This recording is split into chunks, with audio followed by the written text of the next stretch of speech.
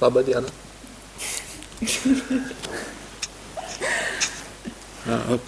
Apie ką aš turiu šitą? Ai. Jo, šiaip per tą praktiką, nežinau, man ten tamsos buvo tų dialogų, monologų vidinių ant tiek, kad jau aš ir šnekėjau prieš kamerą ir viską ir dabar nežinau, ką sakyti. Ir viskas pasakyta, tai ką čia dar sakyti? Tik niekas negirdėjo. Ai, kai kas girdėjo. Monologas. O šiaip kaip prasidėjo. Jo, tai va dabar bandysiu kažką visgi papildyti. Per ką perėjau pradžioje, tai nežinau, labai tokia laisvė pasijuto. Tai atsigulėjau, atrodo, ką aš galiu daryti, belė ką, imt nuogas bėgti. Belniop tą praktiką, nors su to raišiu pabėgiosiu nuogas papėlą. Ir panašiai. Bet paskui viskas patamsėjo. Tiesiog pradėjo kilti irgi kažkaip gyvenimo visi tie įvykiai, kurie ten skaudindavo ar kažką, bet kažkaip irgi bandydavau kažką, ten, jo reikia kažką iš jos, bet tai kiek nepažiūrėdavau, taip kažkaip, ko aš čia parinaus, tipo, kas čia per bėdos, nieko čia tokio, tipo, buvo, ta prasme, sveikas gyvas ir, ta prasme, ir kažkaip dingo tas toksai sureikšminimas tų situacijų, kad aš čia turiu kažkaip reaguoti, kažkaip piktai, ta prasme, tiesiog vyksta viskas ir, ta prasme, viskas vyksta, kaip vyksta, tiesiog kaip tu jas priimsi. Ir nuo to priklauso tavo ta gyvenimo kokybė. O daugiau buvo mirgėjimas labai nervavo, pradėjo kažkaip akysę, kaip, nežinau, kaip kokia Madona paparacijų užpulta, tai iš visų pusių. Ai.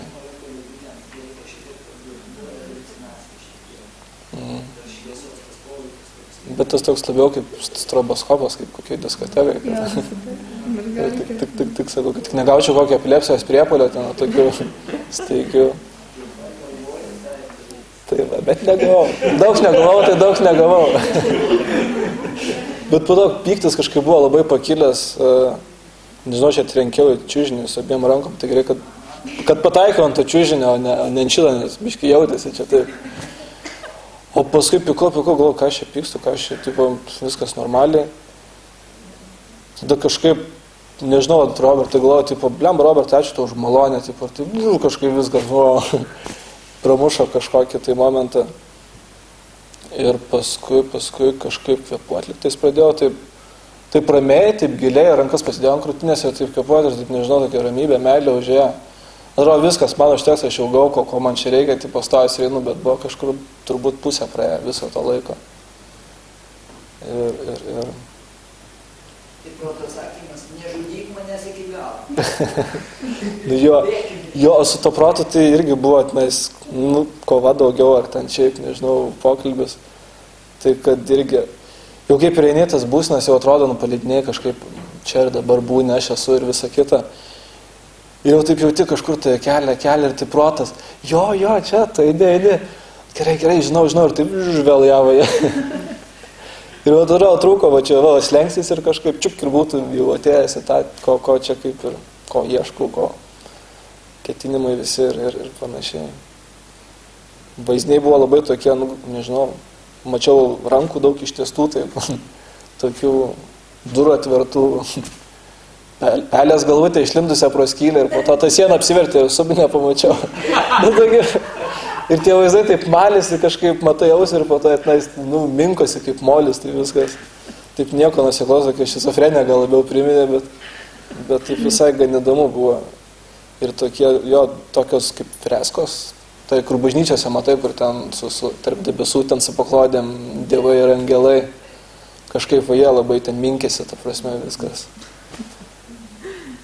O paskui, nežinau, kažkaip labai gėda buvo, kai atsibudau. Taip atsibudau ir taip žiūriu, viskas, Robertas vaikšto ir tipo, o dar čia raištį reikia užsidėti ir taip gėda ir, kaip čia dabar bus, kaip čia toliau. Bet taip jo, žodžiu, buvo labai, daug įvairių patyrimų. Jo, labai spektras, kad, jo, įdomu, smagu, per mažai, noriu dar. Tai va.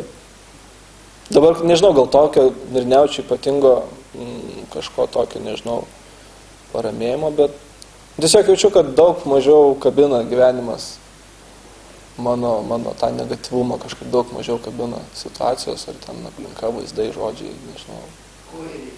Nu jo, ko ir ieškau. Ačiū.